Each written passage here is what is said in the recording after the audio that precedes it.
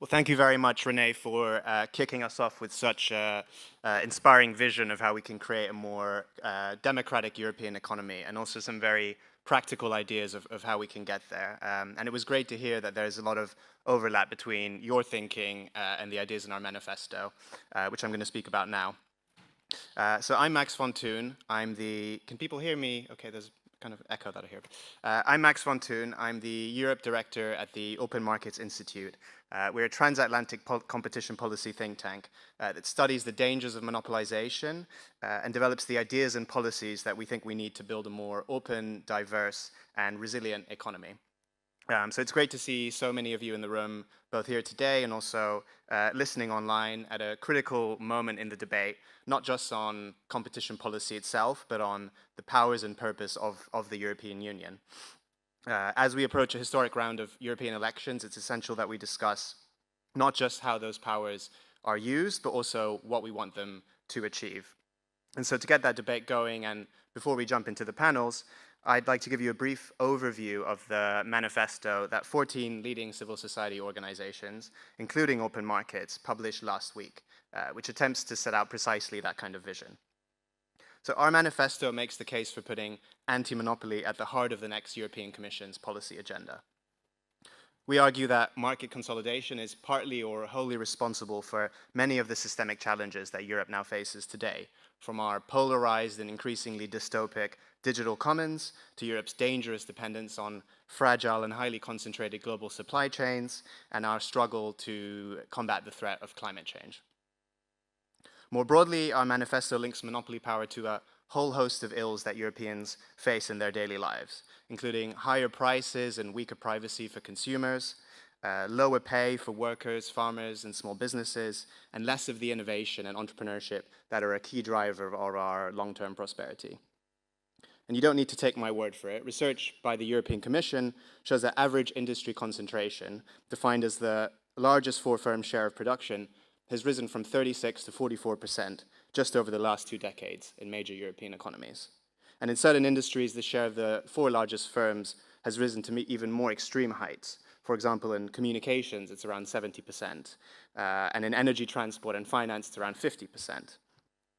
And similarly, research by Jan Eckhout, who will be on our second panel this morning, shows that markups, in other words, the additional amount that firms charge beyond the cost of production, have risen dramatically around the world, including in Europe, and primarily amongst the largest firms, showing their rising market power.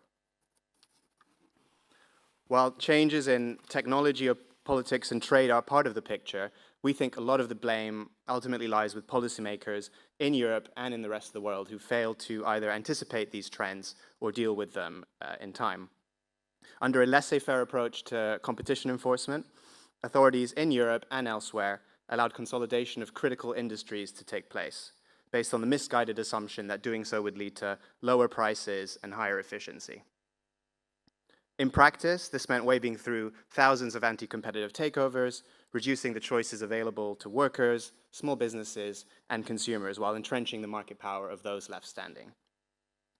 And it also meant failing to use the full array of existing tools to break up such consolidations of power once they arose.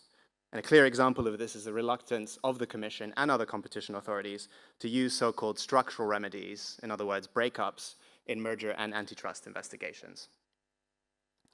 Instead, monopolies were allowed to grow ever more dominant as long as they promised to play nice, promises that we now know weren't worth the pieces of paper they were written on.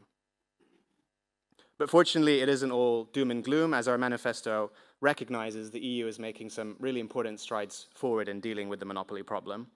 Through the Digital Markets Act, for example, the Commission is making unprecedented efforts to rein in the gatekeepers that dominate today's digital marketplace and create room for new challengers to emerge. And DG Comp also looks increasingly ready to block anti-competitive takeovers, whether these take place in tech, pharma, airlines, or other industries. And Europe is also making progress towards reducing its dependence on highly concentrated supply chain choke points, through measures designed to promote diversification in the supply of semiconductors, clean energy, raw materials, and more. But as our manifesto makes clear, we don't think this is ambitious enough. Existing regulatory initiatives, like the DMA, risk quickly being overrun by new market developments, For example, the role of artificial intelligence in entrenching the power of a few dominant tech giants over our lives. And more fundamentally, we believe the EU needs to change its entire way of thinking about competition policy. Because despite the huge challenge posed by rising market concentration, competition enforcement still remains far too siloed, with little coordination between antitrust and other policy tools that have a role to play in promoting deconcentration of our economy, including industrial policy, trade policy, data protection, consumer protection, and others. Competition enforcement, as Renee pointed out, also remains wedded to a narrow vision which largely limits itself to considerations of short-term efficiency and impacts on consumers, while neglecting other important stakeholders, including workers, small businesses, suppliers, and others. And wider societal harms that result from monopoly power, including weaker resilience, less freedom of expression, and distortion of our democratic processes, are absent from this picture entirely. And so in response, our manifesto calls for a return to what we see as the original vision on which Europe was founded, one in which power, both political and economic, is widely and fairly distributed, and no single actor, whether that's a government or a powerful corporation, is able to distort that level playing field. So I realize a lot of this might sound quite abstract, idealistic perhaps. That's why our manifesto doesn't just end with providing a vision, but also provides a detailed set of practical recommendations, which we think will ensure the next Commission is able to meet the scale of this concentration threat. And so in total, our manifesto contains 18 recommendations spread across 5 key themes. 1, making sure competition enforcement protects us not only as consumers, but as citizens. 2, taking up a joined-up approach to reining in concentration that uses different policy levers together. 3, making sure we're enforcing all our existing tools as effectively as possible. 4, expanding that set of tools where necessary. And 5, democratizing competition policy itself, particularly through bringing in civil society. So I need more time than I have this morning to go through each recommendation one by one, but I'd like to run through 6 ideas in particular, drawn from across those 5 themes, which we see as particular priorities. And we actually have a slide ready if someone's able to go. Perfect.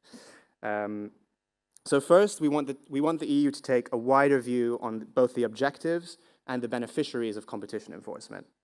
So protecting consumers and the competitive process are critical, but we can't keep ignoring how monopoly power also harms other groups, including many of those I mentioned before, such as workers, suppliers, and farmers, or how it suffocates free speech and distorts our democracies.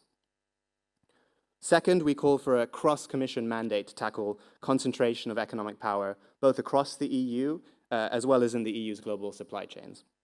That means every Commission DG, and not just DG Comp, needs to think about how its actions either increase or decrease market concentration. And we highlight a number of areas where we think this collaboration would be useful, many of which I've mentioned already, including industrial policy, employment policy, tax, data protection, and others. Third, we believe the Commission urgently needs the power to investigate monopoly power across entire sectors, and not just individual companies, and to intervene where necessary. And this idea is inspired by the market investigation tools that we see in the UK and most recently Germany, but also the so-called new competition tool that was previously considered by the European Commission. So we want to see that back on the table. Fourth, we want to see a much greater focus on addressing concentration of power itself, again, as Renee mentioned, instead of just mopping up the damage caused by that concentration afterwards. And in practice, we think that means much more willingness to intervene structurally in markets, including by blocking more mergers and forcing companies to divest assets and business lines where necessary.